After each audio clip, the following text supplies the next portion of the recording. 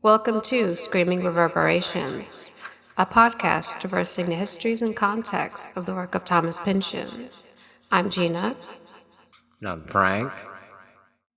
And in this episode, we're going to be continuing our exploration of former LADA and California Attorney General Evelle Younger. This is going to be part 2 of that series. Right, part 2. Part 2, thank you. And during the course of this, we're going to see him interacting with a lot of events, just loaded with Pynchonian significance. Among them, we're going to see the early years of Black nationalism and Black Islam in LA. We're going to see some of the moves towards the MKUltra programs that would come to dominate California towards the end of the 60s and into the early 70s.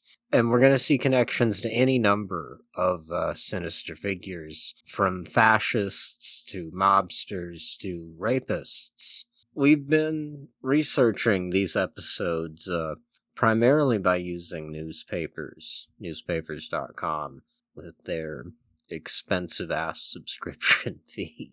And that's a tedious method, evidenced by how long it takes to make some of these Evelle Younger episodes. It can take a while. But it is a gold mine. I will say that, I think I know more about Evelle Younger than probably he ever fucking knew at this point. You know, if you're willing to sort through the horse shit, there is a lot of stuff on newspapers.com. This is not an advertisement. This is just, if you've got the money to chuck at that yearly subscription fee, it's not a bad way to spend it. You know, for a lot of Evelle Younger's life, even into the 40 years after his death, there's not really a lot that you can look at in, published books. There's a few stray references here and there.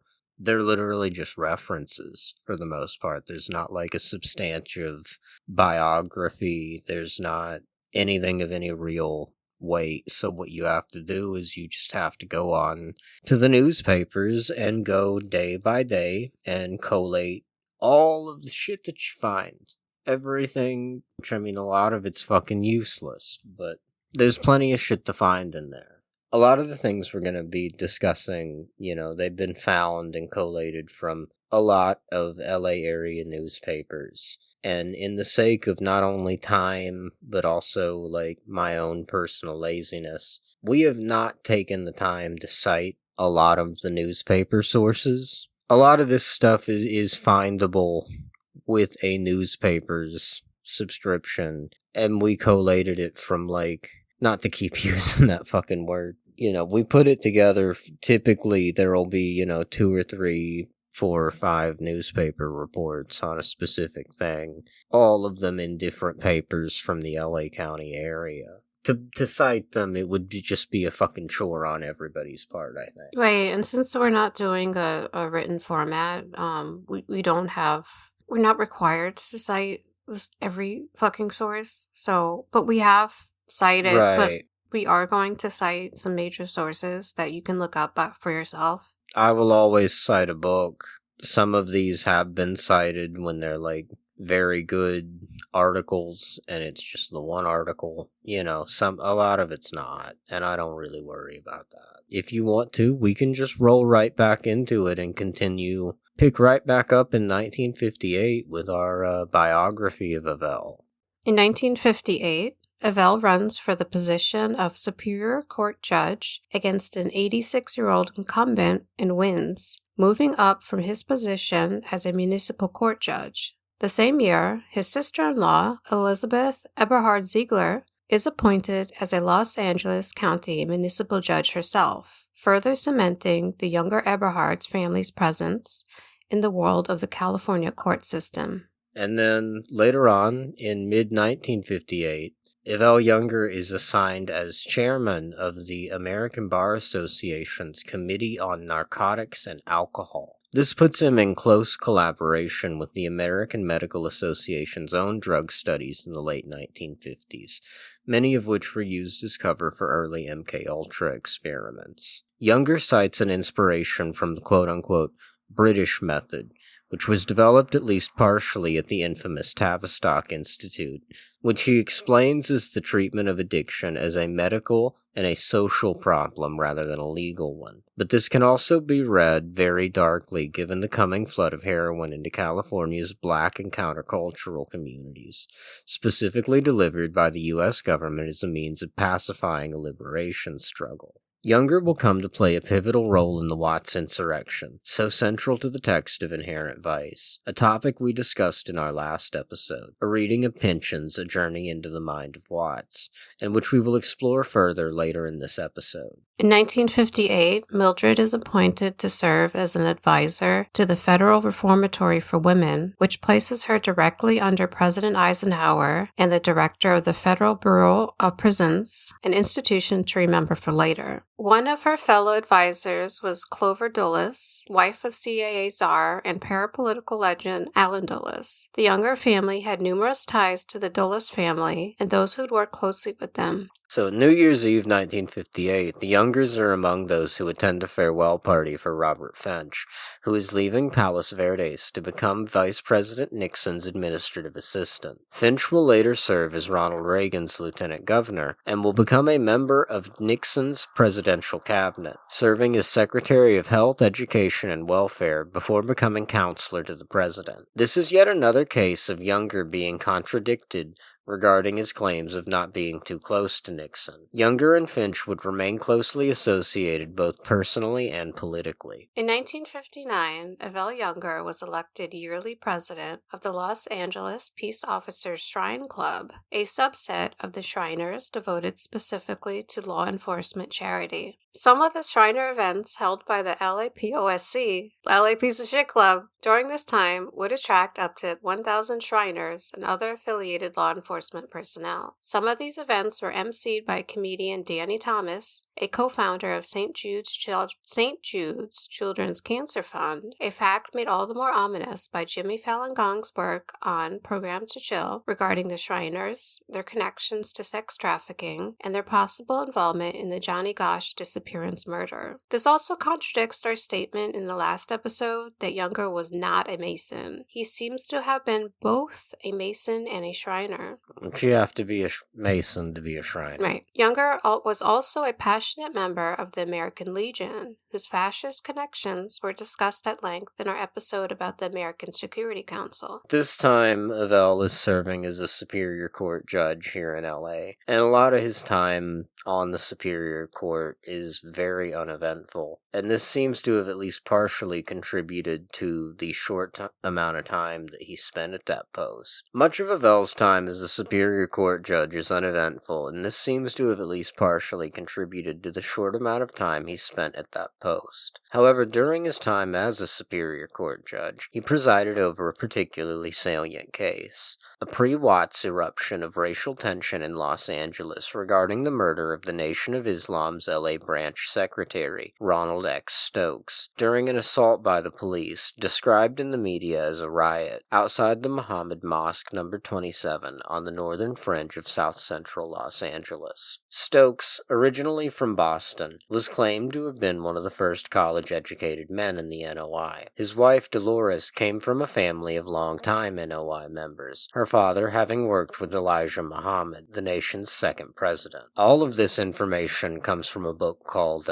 Pillars of Fire, The King Years, 1963 to 1965 by Taylor Branch, by the way. Around midnight on April 27, 1962, LAPD officers shot 7 unarmed African Americans in an assault lasting over half an hour and involving at least 2 distinct outbreaks of gunfire. This erupted outside a mosque in South LA after LAPD officers accosted an employee of a dry cleaning company attempting to make a sale of discarded dress clothes to an NOI member. The officers proceeded to get into a fist fight with the men, and after 2 few, quote-unquote, concerned passers-by, both actually black off-duty LAPD officers, stopped, the scene degenerated into melee and gunfire both inside and outside of the mosque, ultimately culminating in the murder of Ronald Stokes outside Mosque Number 27, shot by one officer after apparently putting another of the officers in a headlock. So Branch's book contains a highly detailed, if slightly fatuous, account of the shooting for those interested in more. Let it suffice to say for now that these events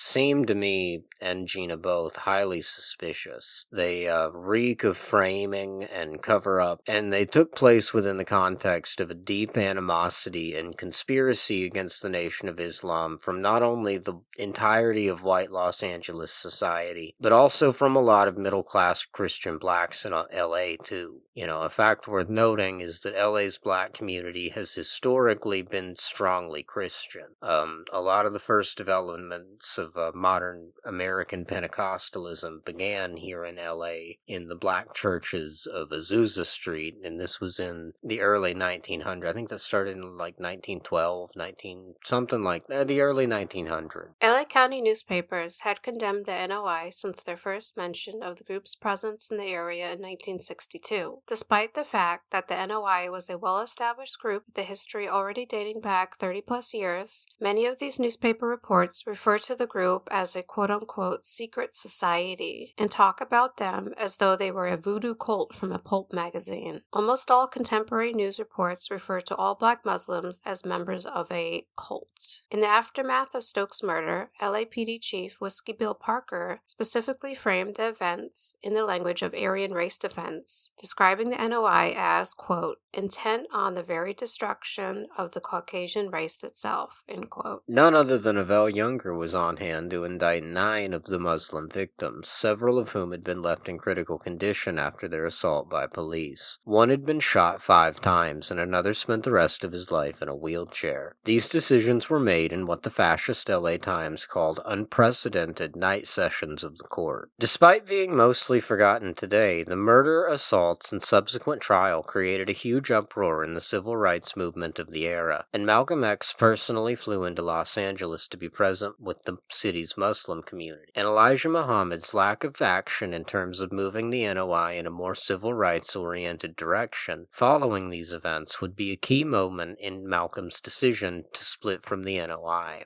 Aside from Evelle Younger's presence during these events, this also speaks deeply to Inherent Vice's character, Tariq Khalil. We never learn if this is Tariq's birth name or a name he took upon a possible conversion to Islam, but regardless, he is obviously a black Muslim revolutionary and a member of George Jackson's Black Guerrilla family, who will have their own intersection with Evelle Younger in the opening years of the 1970s. Tariq's name actually intersects in a fascinating way with Doc's. Where sportello means little door or small opening in Italian, Tariq in Arabic means to strike, and Khalil means friend. Although this fits perfectly with Tariq's status as a black revolutionary, to make things more complex and to reach our connection with the name sportello, Tariq specifically is used to refer to the act of knocking on a door or visiting in general, and even more specifically, the act of visiting quietly in the dead of night. In the Quran, Tariq is used many times to refer to bright stars in the night sky, in a metaphor for the manner in which their light strikes the eye. This could be placed in line with the fact that Tariq's leads are the first real thing for Doc to follow. For much of the plot, Tariq's leads serve as a kind of north star for Doc to follow. So Tariq's history of being uprooted from his childhood home in Gardena makes him a member of the social class that primarily composed the NOI, not just in LA, but nationwide. These were deeply oppressed inner-city African Americans with no hope of ever reaching even the assimilated middle class that is still more or less presented as the apex of black American respectability. This is also the exact class of people that the American narco state is going to target, originally with heroin, later with crack cocaine, leading to the present expression of the same problem in a return to opioids. Tariq has other aspects that tie him to the topic of this episode, chiefly his membership in George Jackson's Black Guerrilla family, whose history with Evelle Younger we're going to explore further in our next episode. That's right, we have more Evelle.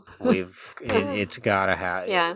There's so much. There's too much. Right, and not to toot our own horn, but our series of episodes is the definitive treatment of Evelle Younger so far. I mean, other than Mae Brussel. Right, I would highly recommend, if you search Evelle Younger on the Internet Archive, you're gonna pull up a bunch of Mae Brussel episodes, at least if you search, the metadata stuff, and all of those are fantastic. I highly recommend those. Those are also gonna point you towards a book by a man named Louis Tackwood. I highly recommend that book. That book is mostly gonna be the meat of our next episode. There is so much that gets turned up by going through this man's life day by day, and I feel like we would not be doing our job, which is to tell you interesting things, if we didn't tell you the things that we found. And in my opinion, I've cut a bunch of stuff. There's a bunch of stuff where it's okay, that's interesting, but it don't really tie. All of these things kind of tie into an arc. So, if you can bear with us, you will see that all of this is fruitful. And I think we are unearthing why Pynchon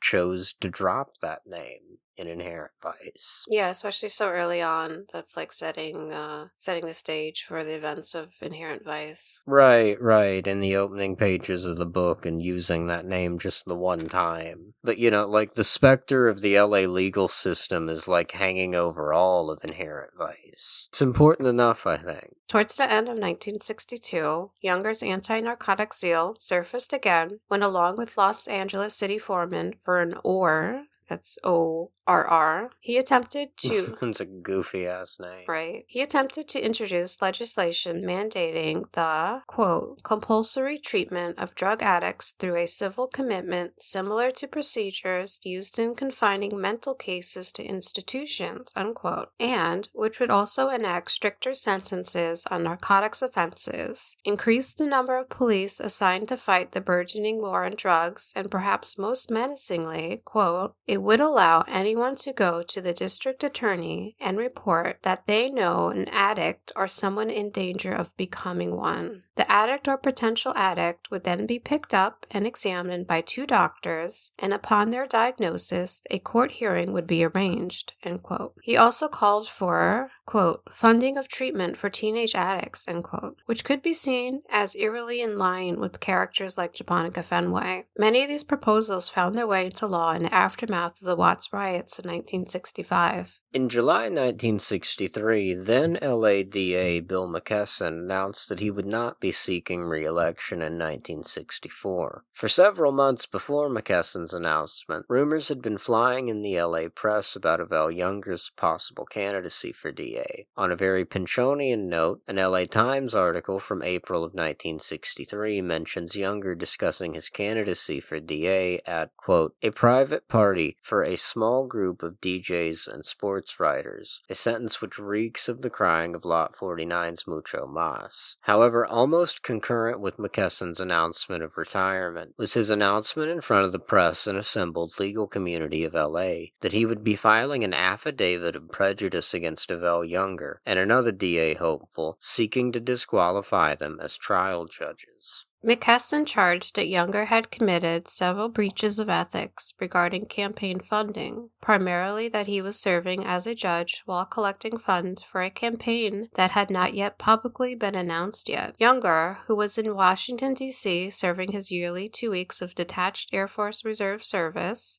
where he rose to the rank of Brigadier General, immediately denied not only the charges, but also denied that he was contemplating running for DA at all. McKesson's charges would not be upheld by the court, and McKesson's main goal seems to have been advancing his own chief deputy as his chosen successor. But this would not be the last time Evelle Younger would be accused of mismanagement of campaign funds. Not long afterwards, in early 1964, Younger's campaign would run into a similar set of controversies when it was revealed that many of the names circulating on a list of Los Angeles attorneys supporting him had not been consulted about the use of their names, with nearly all of them voicing increasing support for Younger's Democratic opposition. Not long after that, Younger's Democratic opponent, Vincent Dalsmer, accused him of attempting to buy the support of the Mexican American Political Association in exchange for $3,000 worth of campaign advertising for a high-ranking MAPA member running for a California assembly seat. In August 1963, upon returning home from his yearly Air Force service in D.C., and following his swift and strong defense by the press in the face of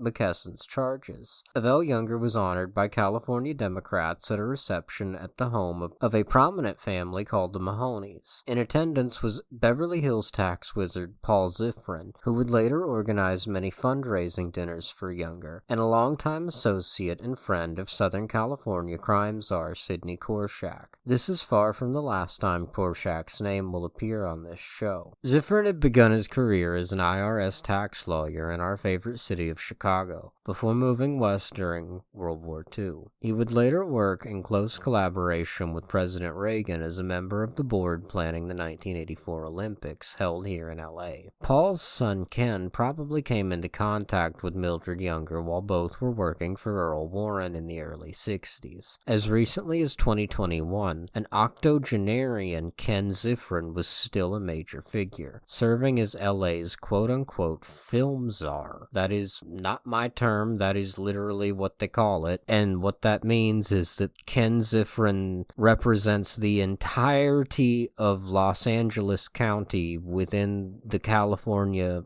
film industry tax credit scheme, which I would have to imagine means he basically represents the entire fucking industry. How many movies get made here in California that aren't made here, you know what I mean? Right, that's a really powerful position. Yeah, right, it's not like there's some bustling film industry up in fucking San Francisco other than like Skywalker Ranch and Marin County, you know what I mean? Like, It's like if you represent all of LA County within the fucking tax credit scheme, you represent the whole fucking film industry. Later Society page reports from 1963 feature the Younger schmoozing at parties hosted by the fascist LA Times czar Otis Chandler, whose paper maintained a steadfast defense of Younger and his ideals. Virtually any time Younger spoke out on an issue, within several days there would appear a typically sensational article in the LA Times regarding the same substance. You left out the fascist LA Times.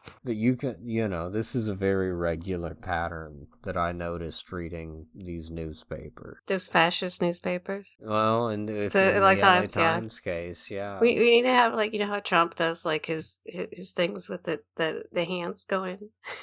The fascist LA Times. I wish I could do his Right, thing. I can't do a Trump. I can't. That's too bad. Can match, even if you can do the voice. You need the extra stuff. Doing the voice is only a third of the way there. Right. Because you have to be able to stutter like him. You have to be able to repeat the way he. That's my favorite thing about the way he talks is the way he'll repeat. He'll say a thing and then he'll say it again because he liked what he said so much. They call him Sleepy Joe. Sleepy Joe. They call him. Right. Yeah. He's very discursive. His rhythms are insane. Not to give him credit, but anyway, let's go on. In October of 1963, Younger suggested passing into law an early form of what would eventually evolve into reasonable suspicion, the right that allows police to stop anyone, demand information, and then arrest them if dissatisfied with said information. This is one of the earliest manifestations of Younger's drive towards modernizing the police system of California as a whole from its earlier Freikorps-esque formation and into its modern status as full-blown technocratic Gestapo. It's worth noting that one of Younger's continual points in his regular public lectures into his days as DA was his frustration with the difficulty of convincing people, repeatedly telling assembled crowds of Southland Masons, geriatrics, and police dinner clubs that American civilians now had, quote-unquote, too many individual rights. His proposals drew vociferous opposition from many, mostly in Black and Latino communities, all of whom called it a fascistic policy in the mold of Nazi Germany. Younger also made many statements of a moderate slant, such as a desire to update arrest records so that those arrested and not charged would not have permanent records. What this amounted to in practice, though, was making legal the ability for police to arrest a person for any suspicion, hold them for any length of time, and never make a record of their arrest. Right, like a bunch of he was calling for all this, like, really freaky shit when you, like, break it all down. Like in a modernizing. You know, like, he was calling for all this stuff where it's like, we arrest all these people and then we let them go. And then, we arrest all these people in the case of a routine investigation, and it's what you have to do. But, this guy that we arrest, he has this permanent record against him. And I don't think that man should have a permanent record against him if he's proven not guilty, if he's not proven of anything. Right, it's very, blue sky liberal. Right, he was very good at that shit. And then you break it down and it's literally like they wanted to do, it's like ICE shit. They wanted to, like, fucking just snatch you off the street and there's no record that they ever took you. You've basically been kidnapped by the federal government. You've been fucking black hole. Really freaky shit. Combine this shit with, like, they're gonna send people to mental hospitals, like, if you go to the DA and say that they could become a drug addict, not even that they are, but they could become one. It's so scary. It's fucking crazy shit. Nightmare fuel. In early January of 1964, Evelle Younger began his campaign for DA of LA County. One of the central tenets of his platform was a declaration of total war on crime in all forms. Younger accompanied this with an onslaught of public speaking events, which, although nothing new for either one of the Youngers, began to take on an increasingly fear-mongering tone. Titles became things like "The Fight Against Crime, We Are Losing It," and "Crime in the Space Age," and topics included the immensity of the crime rate in proportion to the population, and his concern that criminals are getting younger, and that the courts were mollycoddling juvenile offenders and second-guessing our police officers. Younger's consistent theme of turning teenagers into a class of hypothetical criminals ran strong. In 1966, he'd go on to give his Crime in the Space Age presentation at the central facility of Rocket 9 in Canoga Park, the primary inspiration for V and the Crying of Lot 49's Yo-Yo Dine, with Canoga Park being the inspiration for San Narciso. Rocket Dine's history as a company ultimately originates from the American studies on recovered German V-2 rockets, and Canoga Park is mentioned exactly twice in Inherent Vice, with both mentions being very ominous. The first is Canoga Park being the setting when Bigfoot offers Doc COINTELPRO work, offering to pay him with evidence locker weed. Bigfoot later takes Doc back to Canoga Park after he's killed Adrian Prussia, with Doc's car being impounded and loaded with heroin there. Younger also spent his campaign calling for extensive, quote, social studies on crime, unquote, a theme to tuck in your pocket for later, and he spoke extensively about increasing the severity of the state homosexuality laws, saying that they provided inadequate protection. It's worth noting that at the time, the penalties of this would not have been time in prison, but time in a Atascadero state hospital or another similar facility. Atascadero, which aside from being a notorious MK Ultra facility, was also being commonly referred to at the time as quote-unquote Dachau for queers. Fucking a task. I mean, I highly recommend, we always recommend our guiding light, a guiding light. One of them, Jimmy Fallon Gong's work. Jimmy's done some great work on Atascadero in his FBI versus PTK series. And I mean, just a notorious fucking hellhole of a place. I mean, absolutely barbaric. Some of the worst shit you could ever choose to read. Younger also began holding constant fundraising dinners at the price of $100 a plate, roughly $1K in 2026. A number of these dinners had over 1,000 attendees, netting 2026 profits of over $1 million for these fucking large dinners. They're also accompanied by glowing talk in the press regarding his credentials. Although McKesson's charges against him had been officially dismissed, the local branch of the Bar Association lodged continual complaints against Younger through early 1964 for campaigning for DA while still sitting on the bench as a Superior Court judge. Younger accused the LA County Bar Association with attempting to act as quote-unquote kingmakers and refused to step down from the bench. Despite these speed bumps, Younger ran a very successful campaign with many LA area unions, most of which we should know were controlled by organized crime, with the aforementioned Cindy Korshak playing a large role in a number of these, supporting him, and some LA papers calling it one of the most successful quote-unquote nonpartisan campaigns in the county's history. So Younger chose a former sheriff of LA County for 26 years. How did we say this was pronounced? Eugene Biscaylos? Biscaylos. Mm-hmm. He headed the nonpartisan Citizens Committee to elect Judge Evelle Younger. Biscaylos' father had been a highly influential and wealthy lawyer in turn-of-the-century Los Angeles who had drunk himself apparently to insanity. This is from LA newspapers, of course.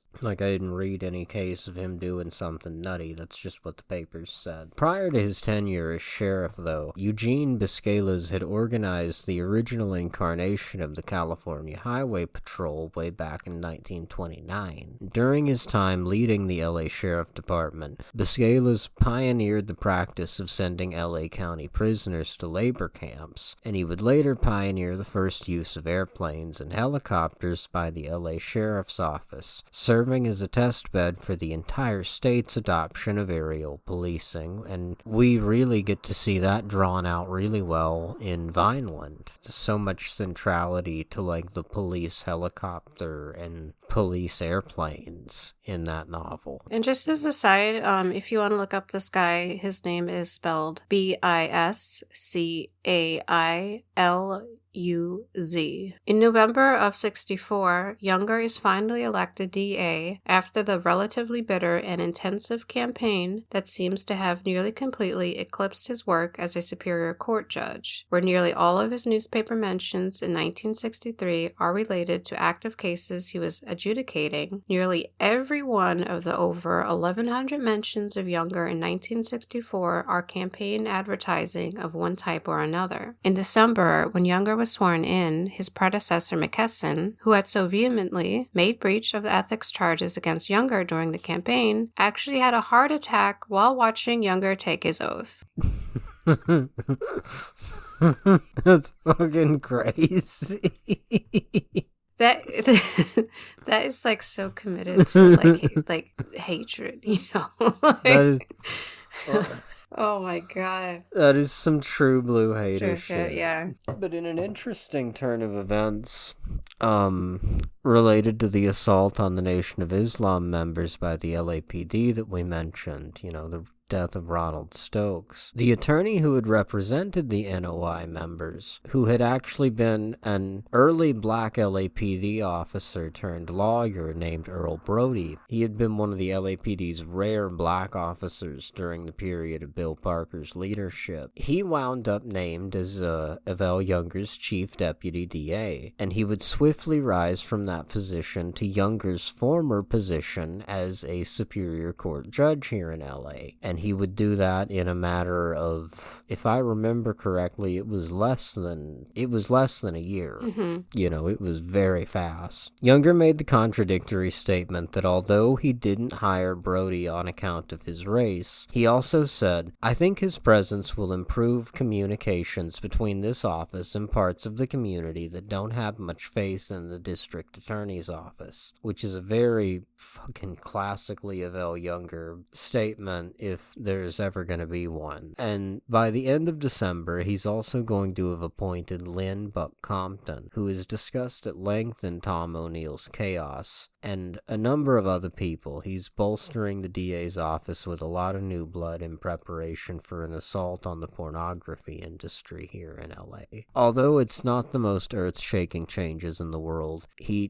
changed a lot of stuff immediately in the DA's office. He totally overhauled the staff practices within a month or two. The pay of a number of the positions at the DA's office went up immediately and quite substantially. And he also began headhunting for employees for the DA's department at colleges nationwide. I think that makes it pretty explanatory why, like, there's this, like, sexy young woman like Penny Kimball, and she, like, winds up, I don't know, like, yeah, like, Penny's probably going to law school or something, but it's like, she winds up at a DA's office, what seems like fairly young. You know what I mean? Right, it seems like there's a drive to recruit fresh. Right.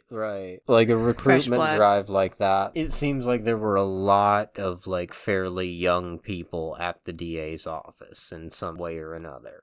On February 16, 1965, Younger spoke before the assembled Industrial Security Community of America at the 1965 Industrial Security Conference. We find this notable given what we discussed in our episode regarding the American Security Council. The ASC was not only composed primarily of ex-FBI agents like Younger, but many of them also worked part to full-time as heads of industrial security at various large companies and multinational corporations. One of the major displays advertised for the 1965 Industrial Security Conference was an electronic night watchman, an early form of electronic burglar alarm and security system. These are actually descended from technology originally developed by Leon Theremin, whose instrument features so heavily in Pynchon's Shadow Ticket, probably in relation to Theremin's many government contracted and espionage-related dealings. January 25, 1965, the LA Times reports a party held for Evelle Younger by LA attorney Paul Caruso. In a little over 4 years, Caruso would serve as Susan Atkins' defense attorney during the Manson trials. Also in attendance was comedian Don Rickles, a longtime friend of Frank Sinatra's, with many Hollywood crime connections of his own. Right, we've again got our little thread of Frank Sinatra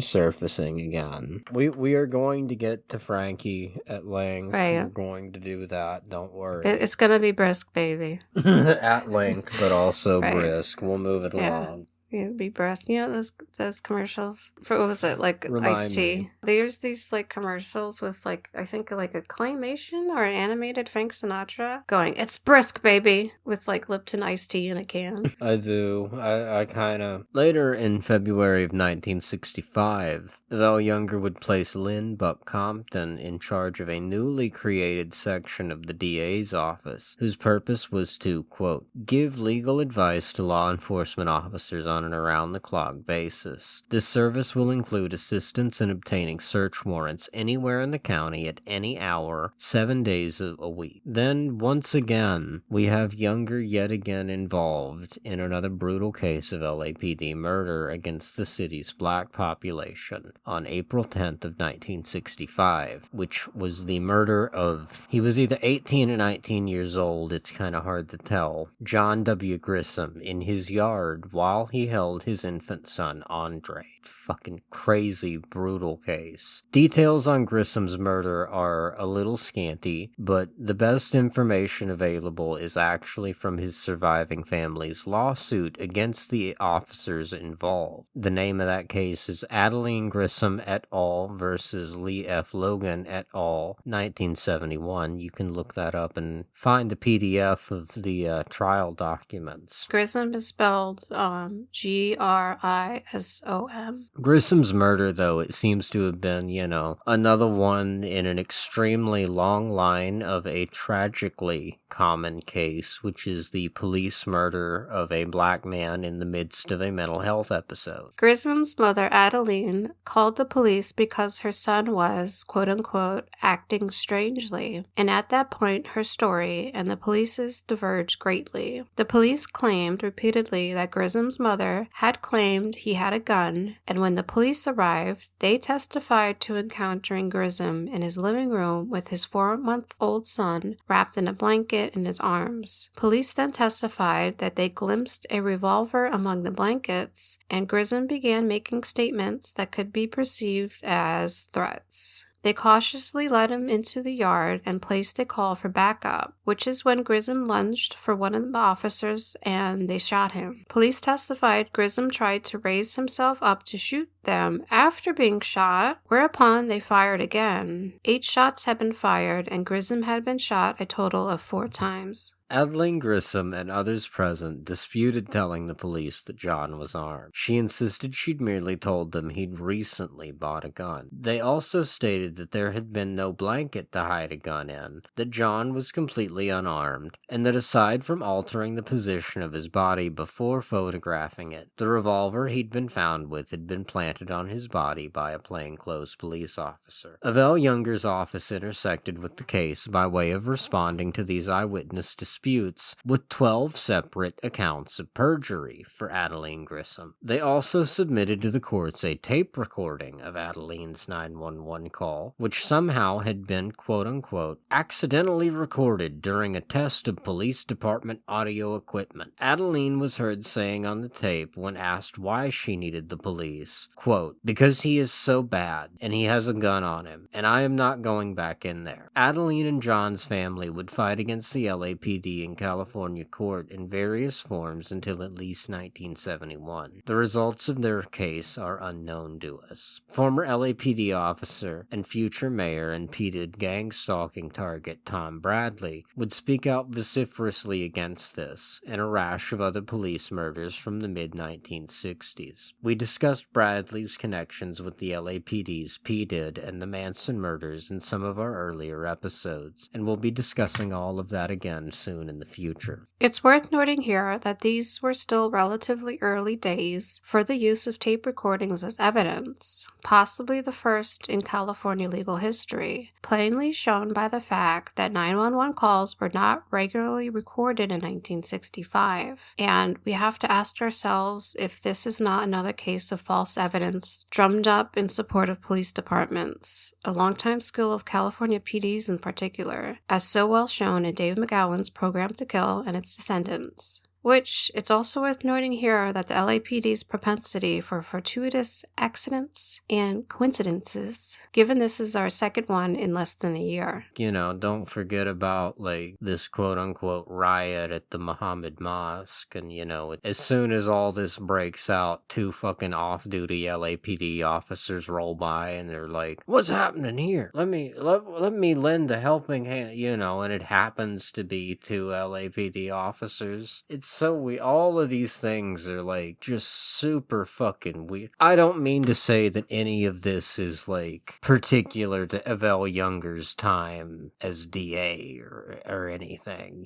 These are just LAPD tactics in general. I should read James Ellroy's novels set in the Evelle Younger day. His more recent ones extend into LA in the mid-60s and the 70s. And I wonder if Evelle Younger works into any of that shit, because James Ellroy would write the hell out of some of this. Right. The beginning of Evelle's serious career could be said in many ways to be another in that line of acts of LAPD police violence, and in this case, one of the most historic acts of Black rebellion in the country's history, the Watts Uprising, which took place over 5 days in mid-August of 1965. And, we went over the Watts Uprising and Pynchon's connections to it a little bit in our reading of his article, A Journey into the Mind of Watts. That was our last episode. So we will suffice to say here that the Watts Uprising erupted in the aftermath of the abusive arrest by the California Highway Patrol of Marquette Frye, his mother, and his brother Ronald. What ensued was was 5 days of fighting between the LAPD, the CHP, and eventually the National Guard against the civilian population of Watts and Greater LA in general. Watts was left even more crippled than it had already been. What had been a slum was left composed mostly of smoke and rubble. Mayor Ed Yorty, LAPD Chief Whiskey Bill Parker, and Evelle Younger himself were very quick to shift any of the blame for the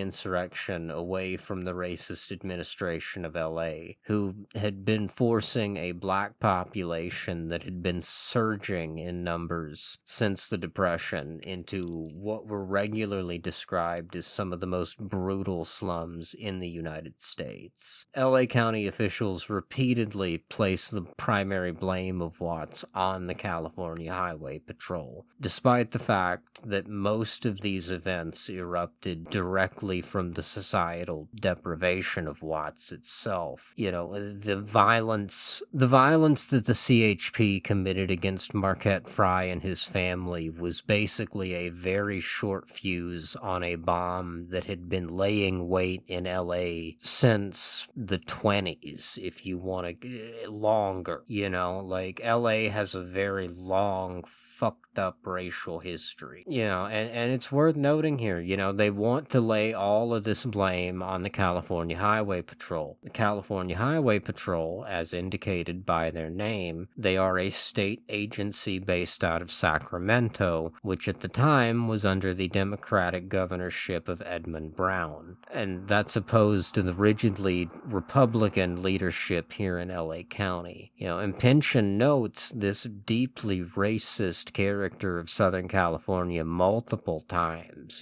Inherent Vice and Vineland both depict Californians of this period, meeting a black person for the first time in their lives and they're acting like they're meeting somebody from fucking Mars. In spite of the city's attempts to shift all this blame onto the CHP, Younger later clears all of these CHP officers involved in this of any wrongdoing, because that's just, he fucking loves doing that. I don't think there's not a single case I've read about where Evelle Younger goes against a police officer. Under Younger's supervision, the county set up unprecedented measures to handle the caseload of the nearly 3,500 people arrested in the aftermath of Watts. The majority of those arrested were not arrested for any violent behavior, but simply for curfew violations while the fighting was ongoing. Jails slated for demolition were hastily reopened and filled with people arrested during the 5 days of unrest. LA courts ran nearly 24 hours a day for almost 2 months, with some judges expected to pull triple shifts in the courtroom, processing those arrested in an industrial fashion. While Evelle Younger and other friends in the city hierarchy attempted to shift the blame to a source somewhere outside the city, preferably a source that had nothing to do with LA's racial strife or its land management, Younger's old friend from the Nation of Islam case, Earl Brody, was appointed as one of only 2 African Americans to Mayor Yorty's commission to investigate the causes of Watts and offer solutions. This commission, the McCone Commission, was headed by former CIA Director John A. McCone.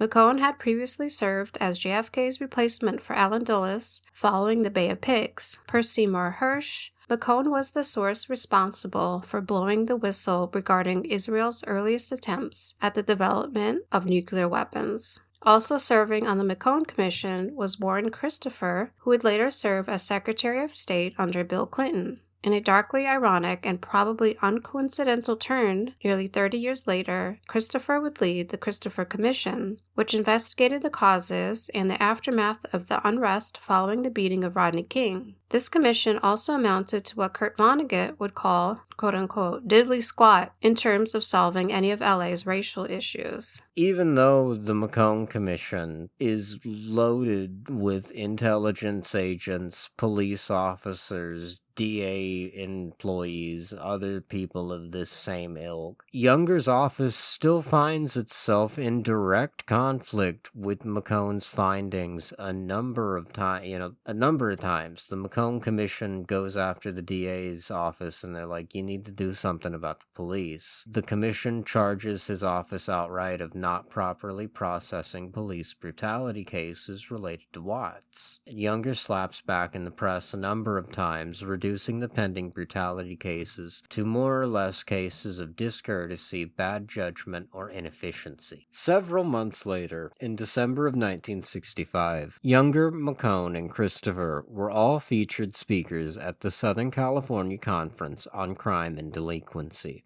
which had been due to feature then U.S. Attorney General I nearly said New Heidecker for some reason.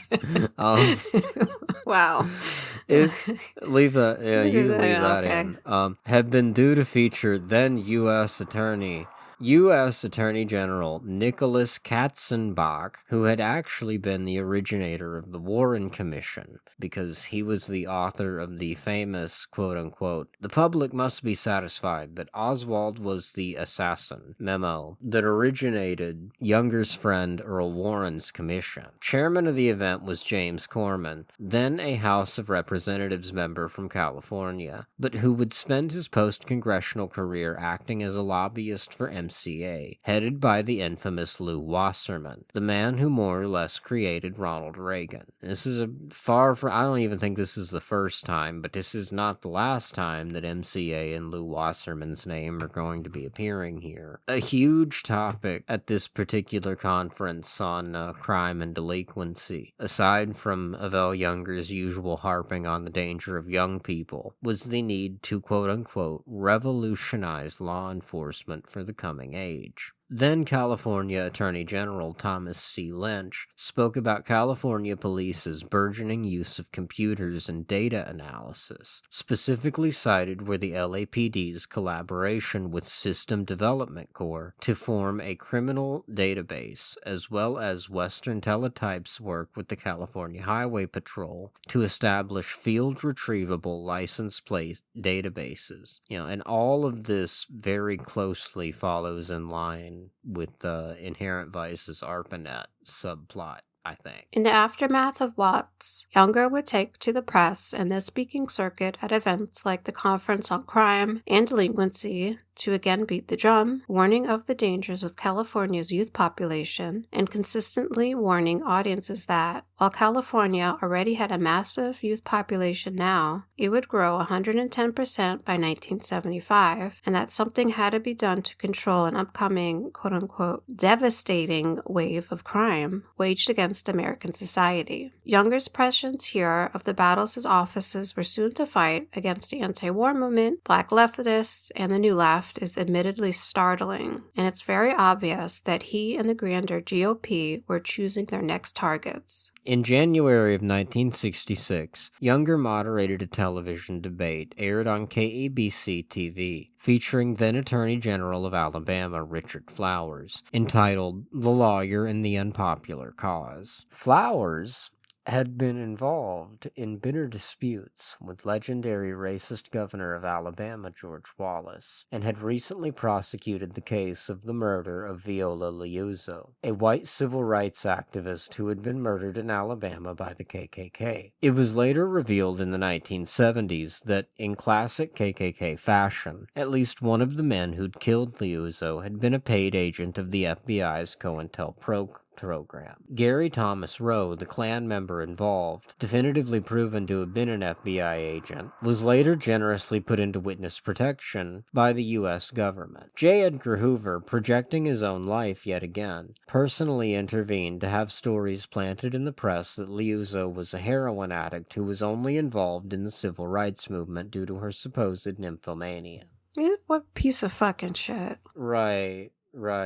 J. Edgar sucked my fucking dick. That's one of the best things, not to turn back to James Ellroy, but it's like one of the best things about those Ellroy novels, like the ones that feature J. Edgar Hoover, and many of them do, but like one of the best things that he does is just depict like how nakedly, like, it was, like, a psychosexual thing with him. Right. That's always, like, it's, like, the grand thing with Elroy's depiction of J. Edgar Hoover is, like, yeah, I'm collecting all this information, but I'm collecting it to jack off to it. He's a fucking freak. Just a genuinely, like, somebody who should have been in, like, a rubber room since he was, like, 17. Right. He's absolutely depraved monster who's just regarded as this, like, pillar of morality. Right. Even to this day. Moving on. As we discussed in the last part of our Evelle Younger series, in January of 1966, Younger was nominated and accepted by LBJ to the rank of Brigadier General in the Air Force Reserve. Younger was a highly active Air Force reservist, even into his years as DA and Attorney General, typically serving his assigned reserve time in Washington, D.C. Ooh-ee-oo. Ooh-ee-oo. Younger also maintained a relationship with the Air Force's shadowy Office of Special Investigations, who have been highly implicated in any number of controversies ranging from drug trafficking to UFOs. And we talked about it in our reading of Pynchon's A Journey into the Mind of Watts. Younger's office became highly involved in the inquest into Leonard Deadwyler's murder in May of 1966. Deadwyler had been pulled over while driving his pregnant wife to the hospital, whereupon an LAPD officer put his gun to Deadwyler's head and shot him dead behind the wheel of his car. The LAPD claimed that Deadwyler had been drunk and speeding. They claimed that Deadwyler had drunk an amount of alcohol that would have left him incapable of walking, let alone driving, and almost all witnesses to the shooting denied that he'd been going any faster than 40 miles per hour. The LAPD then changed their story to claim that Deadwyler had tried to take off from the officers who'd pulled him over, at which point the officer's gun had gone off when knocked by Deadwyler's car. This was again disproven, as Deadwyler had parked his car closely behind another, leaving him with nowhere to pull. Despite an inquest lasting over 8 days, at the time the longest inquest in LA County history, an almost completely white jury ruled Deadwyler's death an accidental homicide. Younger's office made continued press releases calling for people to trust the investigation process as the inquest and trial regarding Deadwyler's murder continued. As mentioned in Pynchon's article, many protests erupted in the wake of the Deadwyler murder, though violence never broke out as had happened in Watts a year before. LAPD Chief of Police Whiskey Bill Parker specifically alleged that these protests were the result of communist agitation in Los Angeles and had the California National Guard placed on alert during the Deadwyler inquest. Parker had also set up a liaison between the LAPD, the National Guard, and local Army units, allowing the city government immediate access to federal troops in the event of another uprising. In an odd turn, Deadwyler's family was represented by a young Johnny Cochran, who would go on to become the most famous lawyer in the country 25 years later in 2 more moments of extreme racial tension in Los Angeles: the assault of Rodney King and the murder trial of O.J. Simpson. Cochran went out of his way to compliment Younger in the press, saying, quote, "I thought he made a sincere effort to get all the facts," end quote, which seems plainly evinced in the fact that Younger's office helped 2 LAPD officers get away with blatant murder. Cochran seems to have served as an important factor in terms of helping divert attention in the Deadwyler case away from the city government and LAPD, which is certainly odd given the roles he would later play in LA racial politics. Younger, with the help of several black players from Doc Sportello's beloved LA Lakers, as well as the UCLA football team, he led a drive called, quote-unquote, Cool Heads for the Long Hot Summer at local majority black and Latino high schools in the aftermath of the Deadwyler murder, attempting to have young people sign petitions saying they would not protest or take part in street actions, which would make them, in Younger's words, quote-unquote, the cool heads. Ugh.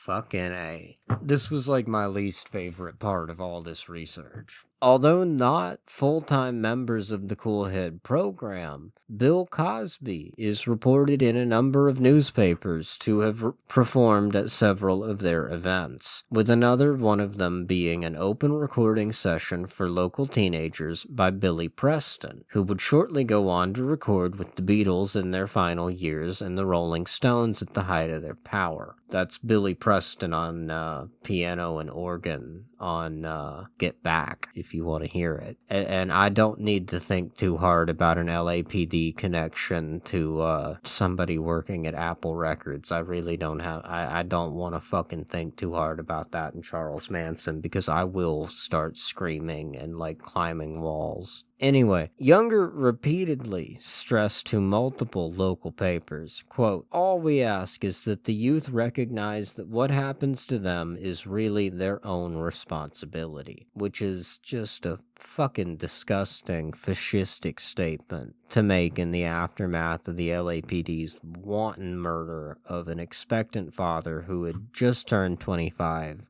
Murdered in front of his own pregnant wife. A number of leaders in Black and Latino civic organizations spoke very harshly against the Cool Heads campaign. They called it stereotyping their communities, treating them in an obviously patronizing fashion. Among those who spoke out against the Cool Head drives was Ron Karenga, who is mentioned in Inherent Vice, who would later go on to form the US movement, and who famously spent most of his career being accused of being a stooge for the FBI before serving time in prison for kidnapping and sexually torturing several of his female followers. The US organization is also very important in the Manson lore because their shootout with the Black Panthers supposedly is one of the major contributors to Manson's paranoia regarding the Black Panthers, and all of that was an FBI sting against the Black Panthers. In early June of 1966, Younger, as well as several other city officials, including LA Sheriff Peter Pitches, received an astronomical pay raise of $625 per month, roughly $6,300 in 2026 money, under the absurd reasoning that, quote, "The United States is now in a state of war in South Vietnam," unquote, a war which was never formally declared. This raised Younger's pay to $35,000 a year in 1966, which is well over $300,000 a year today. All of the LA officials involved also received 10 months of back pay, amounting to roughly $63,000 in 2026 money. This is one of a number of extremely puzzling, highly suspicious financial dealings that Younger would be involved with, culminating in his involvement in the geotech petroleum scandal in the mid-70s that we will deal with soon. It also means that among his many other personal failings, Evelle Younger was literally a war profiteer.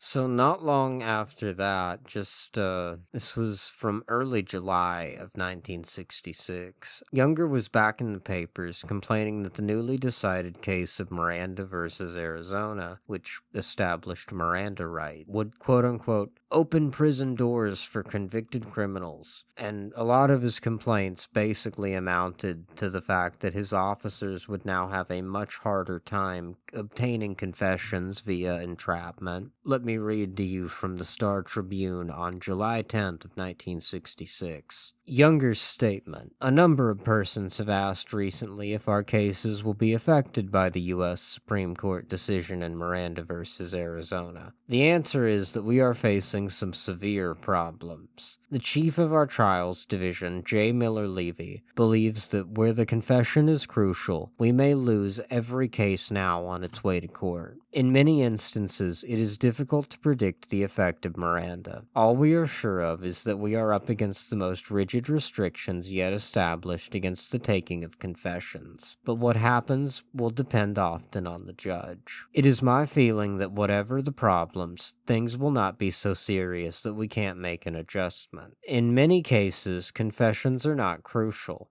and some defendants will talk freely even though there is no suggestion that they should." Younger, LAPD Chief Parker, and LA Sheriff Pitchess would take to the press, typically in the Younger-allied, fascist-owned LA Times, repeating in the coming weeks to bemoan the tide of overturned cases in Los Angeles as the result of the institution of Miranda rights. Just for the record, that's like, the police arrest you if you've ever watched Cops or whatever. You have the right to remain silent, you have the right to an attorney, anything you say can and will be used against you in a court of law.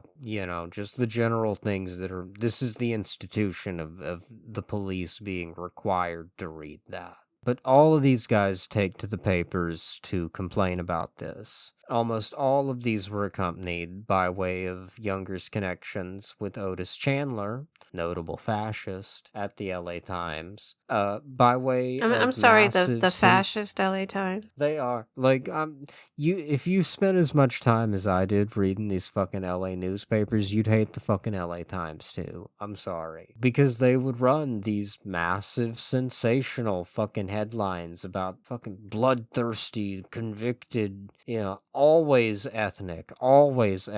These people are never just white. This is never fucking John Smith that's been set free because of these Miranda rights, or it's just a terrible fucking newspaper. They just, especially you go back and read this old stuff, it's like, man, this is the most racist, sensationalistic fucking claptrap it's like Fox News. It's no different than fucking Fox News. In December of 1966, foreshadowing the coming controversies regarding the PDID surveillance of Mayor Tom Bradley, Younger's DA office, as well as Peter Pitchess's sheriff office, were both hit with accusations that they had been bugging county employees, including their own subordinates. These accusations stemmed from for the time, massive order of 22 miniaturized tape recorders. These were more than likely recently declassified UMY-25 or M75B units, the M75B being a version of the UMY-25 produced for the law enforcement market that had originally been made for the CIA. These units seem to have been about the size of a large smartphone, were voice-actuated,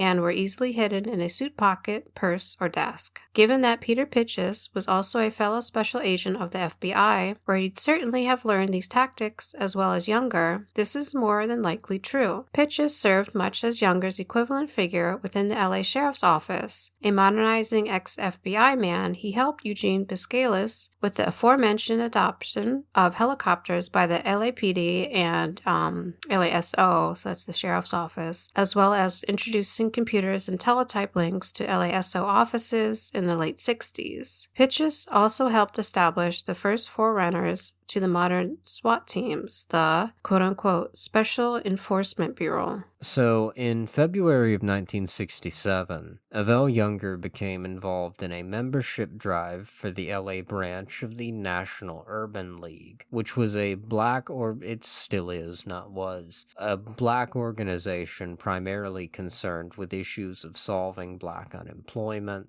They also generally do work to bolster black-owned businesses in general. So you can imagine sort of it's a very capitalistic organization. It's a very... They did some good work in the early years of the 20th century regarding black people in the workplace, but by the middle of the century, they were sort of degrading into a lot like what's described in Pynchon's depictions of black employment programs in his article, A Journey into the Minds of Watts, which is to say that this is primarily assimilationist group who were ultimately hostile to really any form of black radicalism. Really, the important thing here is, though, that yet again, we have Evelle Younger, though, right here beside Bill Cosby, who wasn't really famous enough to be the center of this membership drive, but he was successful enough to be mentioned in all of the press related to it.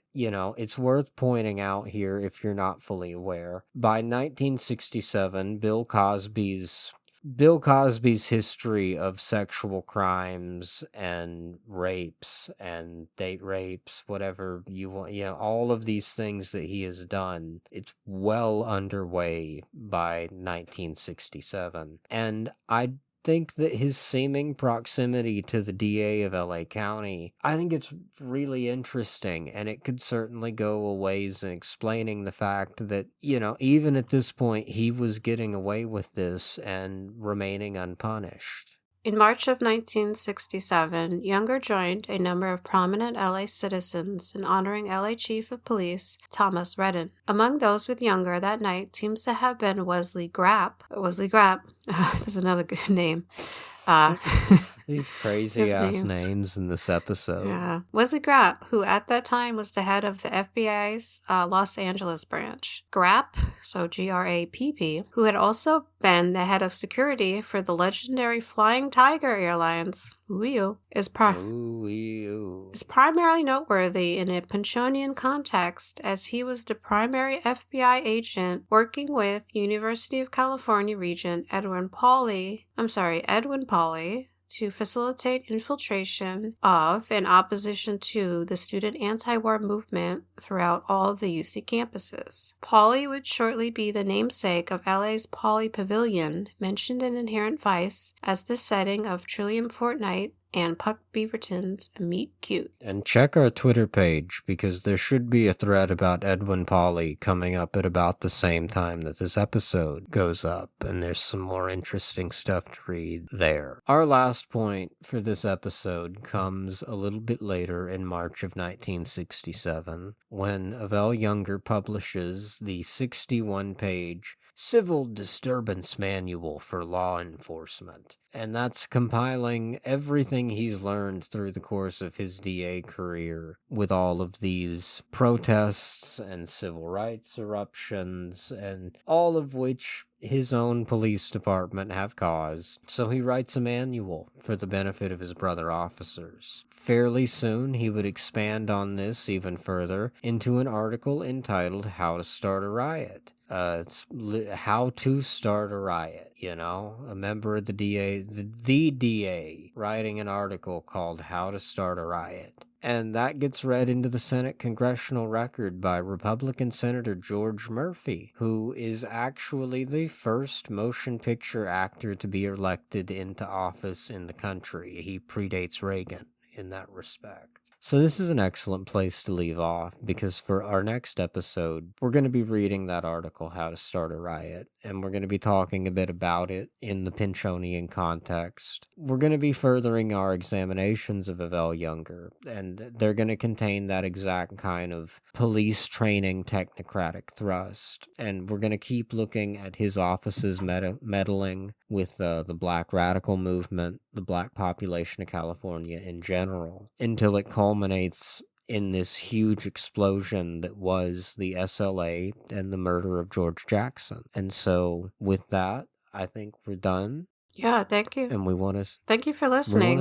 We want to say thank you so much. Thank you so much for waiting as long as it took to get this out. It took a minute, I know, but we want to thank everybody. We want to thank everybody, especially everybody in the Slow Learners Association. Right, which reminds us, we should plug our shit. Right, it's time here at the end, to plug our shit. Be sure to follow. Go to Patreon, search Screaming Reverberations Podcast. You can join for free. Most of our shit's for free. And we have a Twitter page, which is at Screaming Rev Pod. Mm-hmm. At Screaming Rev Pod, which, like I said, we're going to have some really good stuff up there about Edwin Pauley and Gilligan's. We're going to be excavating the Gilligan's Island thing with a thread around the time this episode comes out. So keep an eye on our Twitter page. If you're not on Patreon for some reason, we are on other things, but please go on to Patreon and subscribe. Even if you're not on Patreon, plug your email into there. Give us a subscription, because the numbers look nice and it encourages other people to do it. Yeah, and we have more.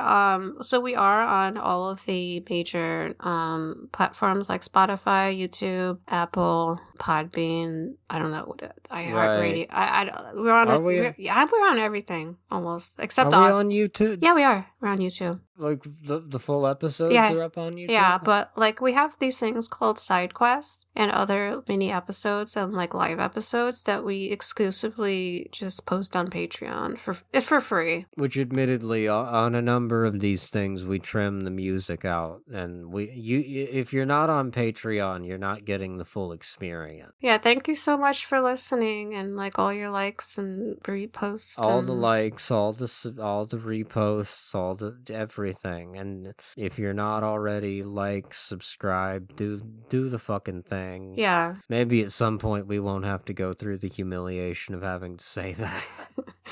Right. I mean, we should like be more up on, I don't know. Right. This stuff, because everyone does it. Everyone, right. We should record one of these that's really good and like just tack it on at the end of it. Like and subscribe. Right. Follow us for more. But anyway. Okay. We want to thank you so deeply. We love all of you very much. Not all of you. Some of you are a little. You get some comments are like, but anyway, we still love you. All right.